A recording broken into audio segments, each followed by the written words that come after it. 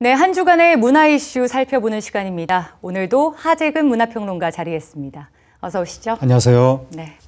자, 언제부턴가 대중문화에도 시골 바람이 불고 있습니다. 네. 전원 생활을 다루는 프로그램들이 연일 화제를 모으고 있는데 네. 그것 때문인지 귀농 귀촌하는 사람들까지 늘고 있다면서요? 네, 그렇습니다. 그 귀농 귀촌하는 사람들이 관련 통계를 보면 2001년에 880가구 정도였다가 이제 2010년에는 4,000가구, 그러니까 10년 동안 별로 늘어나지가 않은 거죠. 네. 그런데 2011년부터 갑자기 이제 폭증하기 시작해서 2011년에 10,000가구 돌파, 12년에 20,000가구 돌파, 2014년에 이제 40,000가구까지 돌파했고 연 단위로 막 만씩 늘어나네요. 예, 그리고 2013년에서 2014년 사이에 1년 동안 37.5%가 증가해서 굉장히 빠르게 지금 증가하고 있는 겁니다. 네. 2014년에는 지금 사상 최대치를 기록하고 있고 과거에 우리가 이촌, 향도 그런 문화를 굉장히 오랫동안 70년대 중심으로 겪었다면 네. 이제는 이도 향촌의 시대가 도래하고 있다. 이렇게 말씀드릴 수 있을 것 같습니다. 그러니까 도시를 떠나서 귀농을 하는. 그렇습니다. 그런데 보통 귀촌이라고 하면 좀 중년에 은퇴한 분들이 많이들 전원생활 꿈꾸잖아요. 예. 그런데 요새는 젊은 세대들이 그렇게 귀농 귀촌을 많이 한다면서요. 예, 그게 이제 매우 의외인데 네. 귀농 귀촌을 가장 많이 하는 연령대가 50대입니다. 이건 매우 상식적으로 보통 이제 50대 베이비붐 세대가 은퇴하면 많이들 시골로 갈 것이다라고 상식적으로 생각을 하는데 2위가 60대가 아니라 40대로 나옵니다.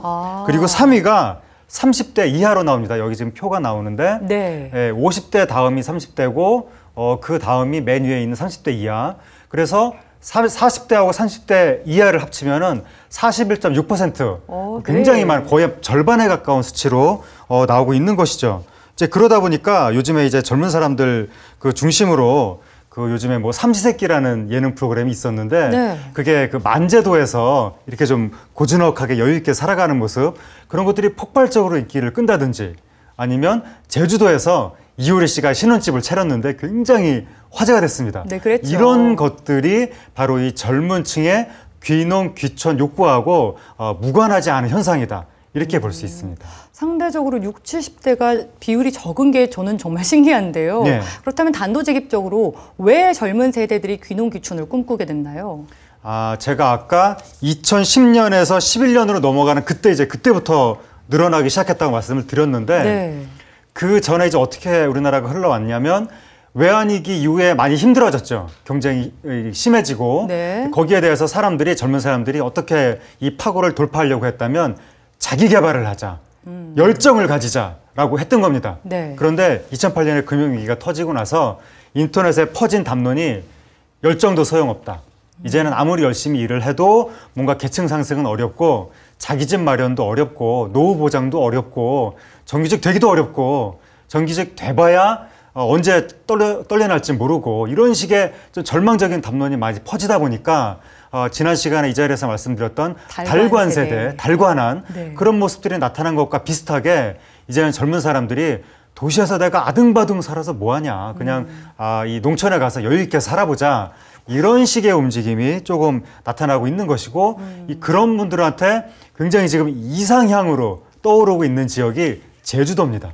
네. 제주도가 육지에서 떨어진 어떤 독립적인 공간이기 때문에 거기서는 내가 좀 여유롭게 살 수 있지 않을까. 그래서 지금 제주도로 가는 사람들이 굉장히 늘어나고 있고 그 외에도 도시 생활이 너무나 지금 힘들기 때문에 이거저것 복잡한 거 다 생각할 것 없이 일단 좀 쉬자, 좀 휴식을 취하자 이런 심정으로 가는 사람도 있고 네. 마지막으로 요즘에 이제 젊은 부부 중에 아이를 낳으면 아이의 아토피 문제, 또 환경 호르몬 문제 이게 너무나 걱정되기 때문에 일단 좀 그 교외로 빠져나가려는 그런 경향이 나타나는 측면도 있습니다. 네.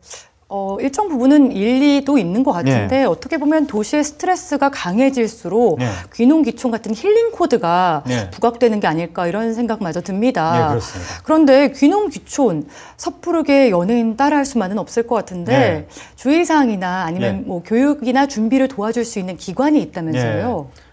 귀농 귀촌을 항상 서두르는 쪽은 아버지입니다. 아버지가 언제나 내려가시려고 하고 어머니는 대체로 문화센터만 가셔도 즐거운 일이 많기 때문에 잘 안 가시려고 그럽니다. 자녀들도 좀 꺼려하는 경향이 많고 해서 이 가족들 간에 충분한 협의 기간을 가지고 완전히 합의가 이루어졌을 때 귀농 귀촌을 해야지 그렇죠. 아버지가 독선적으로 이걸 결정을 했다가는 이게 가정 불화의 원인이 되고 네. 그다음에 최악의 경우에는 기러기 귀농으로 귀결이 나서 아이고. 아버지 혼자서 굉장히 쓸쓸하게 사셔야 되는 이게 좀 삶의 질을 높이려고 하는 귀농 귀촌인데 오히려 삶의 질이 떨어지는 이런 결과를 빚을 수도 있고 네. 그다음에 이제 지방에 갔을 때 그 지역에 사시는 분들하고 내가 어떻게 관계를 맺을 것인가 그 이웃분들과의 관계 맺음 이게 굉장히 중요합니다. 이런 것에 소홀히 했다가는 그 지역 공동체에 적응을 못해서 귀농 귀촌이 실패로 돌아갈 수도 그럴 가능성도 있고. 네, 그래서 준비는 또 어디서 교육을 좀 시켜주나요? 아 그리고 요즘에 이제 귀농 교육 받는 분들이 17%밖에 안 되는데 네. 교육을 많이 받아야 됩니다.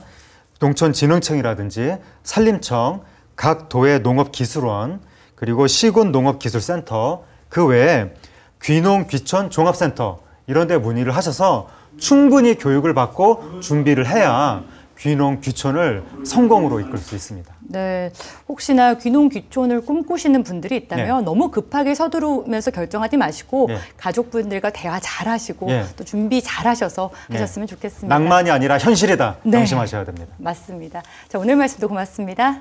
감사합니다.